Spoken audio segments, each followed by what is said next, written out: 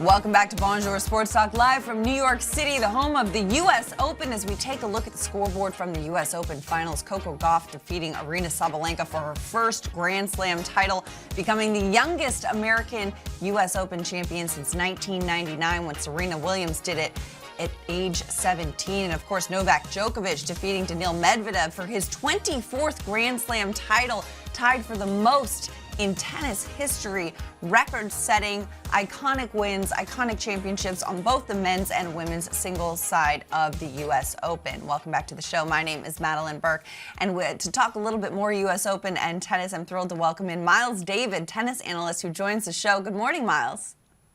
Good morning, Madeline. Thank you for having me. I appreciate it. Thanks so much for coming on. We got to talk about Djokovic to start, because he captured his 24th Grand Slam title, tying Margaret Court for the most all time. Do you think anyone's going to even come close to breaking his record in our lifetimes?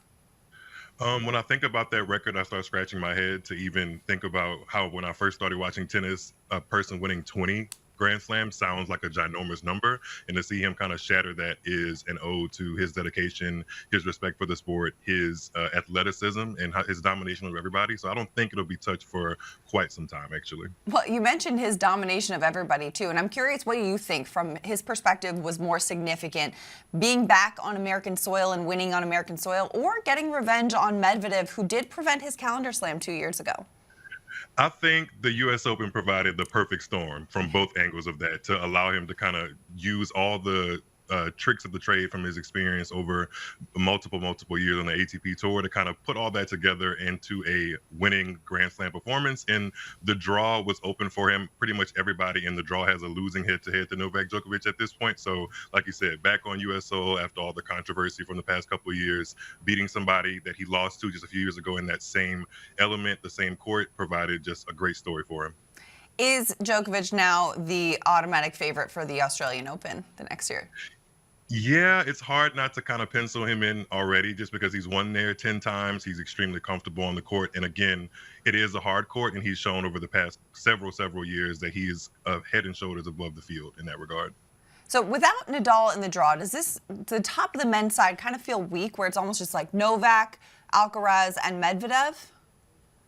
It doesn't necessarily feel weak. I wouldn't lean into that word, but it does feel like there's a separation of the pack from that top three, Medvedev, Alcaraz, and Djokovic that you mentioned, and then some lower tier people that are kind of trying to get up their ranks and definitely have better performances in the biggest tournaments, the Grand Slams, the majors, like Jannik Sinner, Holger Rune, Francis Tiafoe. Those names are right under there, maybe not with the amount of titles racked up that Djokovic and Alcaraz have already, but they're definitely trying and providing entertainment and an obstacle for the top players. It's got to be hard, though, to pass the torch in terms of greats in tennis right now. Myles David, tennis analyst, joining the show. But in terms of passing the torch, a young up-and-comer who is up and came, Coco Gauff, right now, getting her first major title at the U.S. Open, 19 years old, doing so with poise. Set the media on fire. You posted your own live reaction and how excited you were to see this win for Coco. Where do you think this fits in terms of the best tennis moments of the 21st century? Of the 21st century, that is a great question. I can only kind of go back to where I was 48 hours ago, sitting right here talking to my friends, watching that match live. And it felt like a culmination of what we've been watching since 2019, when she broke onto the scene at Wimbledon, beating Venus Williams at only 15, to now seeing her number 3 in the world off the heels of that Grand Slam trophy, and just ecstatic. I think what she represents for a lot of people of color, Black women, and young girls that look up to athletes like her, I think it's a huge accomplishment. And again, to see a young American woman lift that U.S. Open trophy is huge. Well, you mentioned young girls, too, and the video that comes to mind is that video of young Coco Gauff dancing in the stands at Arthur Ashe at the U.S. Open, and now cut to here. I mean, how many people do you think are out in the stands watching Coco that we're going to be talking about in 10, 15 years in the world of tennis? Hopefully quite a few. I mean, the U.S. Open does a great day with the Arthur Ashe Kids Day, and you really never know who you're going to inspire. So when they put together events with tennis at the forefront and music and entertainment and celebrities and all that stuff, you create an environment to where tennis seems fun. And obviously that piques the interest of kids, and you never know how that's going to trickle down and kind of keep affecting them to where they want to pick up a sport and say, this is my career. And then you ultimately end up with somebody like Coco Gauff lifting major trophies. Absolutely. Now, Coco's only lost once since Wimbledon, and what's changed since then? Well, she added Brad Gilbert to her coaching staff. How significant is that decision for her and his addition, and what can it do for her moving forward?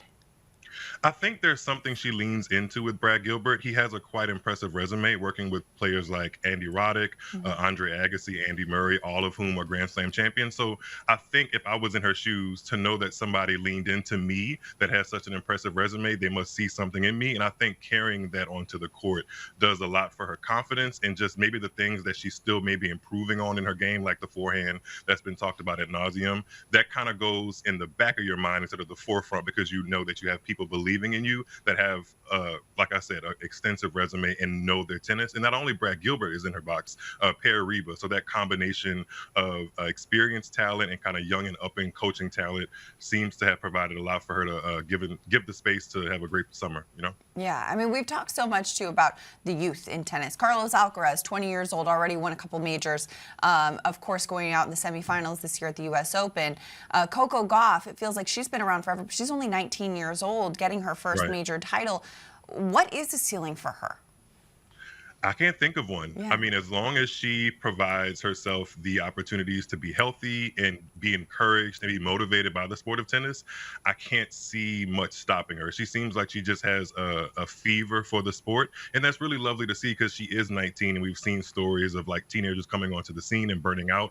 And it doesn't feel yet, or hopefully ever, that she has that kind of aura around her. She just loves the sport. She loves competing. And like she said at her press conference, or actually on court when they were handing her the trophy, she does a lot of what she does to kind of prove the haters and naysayers wrong. So if she kind of keeps that boiling in her, then she'll be around for a long time. Oh, absolutely. I mean, I feel like, too, watching what's happening on the women's singles side, too, do you think that we're seeing a big four? You've got Coco, you've got Iga Swiatek, you've got Aryna Sabalenka, and then Elena Rybakina as well. Is that a big four coming together right now? Yeah, it's really nice to look at the women's top of the rankings, the top four, and see that they all have relatively recent Grand Slam championships and also big titles elsewhere on the WTA Tour. And that hasn't always necessarily been the case. Sometimes casual fans would look at the ranking and say, how is she so high if I haven't seen her at the biggest moments of the sport? And now we're trying to turn the page to maybe some years past in the WTA where it felt like it was completely stacked.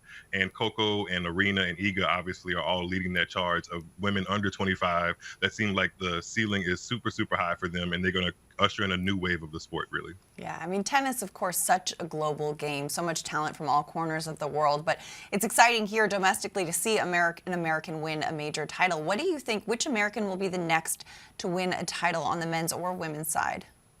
On the men's side, I have to do a little bit of recency bias plug there for my guy, Ben Shelton. I mean, he had an amazing tournament. He beat Francis Tiafoe in the quarterfinals. Phone down, right? Dialed in. Got to. Yeah. He was amazing to watch. He has a very authentic electricity in his game, and there's things that he can work on, but this was literally his first full year on the ATP Tour. Had not had a lot of stamps on his passport, like we just mentioned. The ATP is a global event, and people are going from China to Tunisia to back to the U.S. all in the same season. And for him to make a quarterfinal with Australia in January and then have some ups and downs throughout the season and then follow that up with a U.S. Open semifinal run, I lean into that, and that shows to me that he kind of rises up in the biggest occasions. So if he keeps it together, has a good team around him, and just keeps improving his game, I hope Ben Shelton becomes an even bigger household name in American tennis. Well, and you mentioned making a quarterfinal in Australia in January and not having many stamps on his passport. Of course not. Australia, that was the first time he left the U.S. as a tennis player. Literally. That is unheard of in this sport, and incredible to watch the success he's had. I agree. I think that's going to be a name that we've got our eyes on. Myles David, tennis analyst, thank you so much for joining the show this morning. Thank you for having me again. I appreciate it. It's a treat. It's a treat. I'm sure we'll talk more tennis soon. We've got more Bonjour Sports Talk coming your way. Stay with us. We're live on Prime and on AMP. Be back with more after this.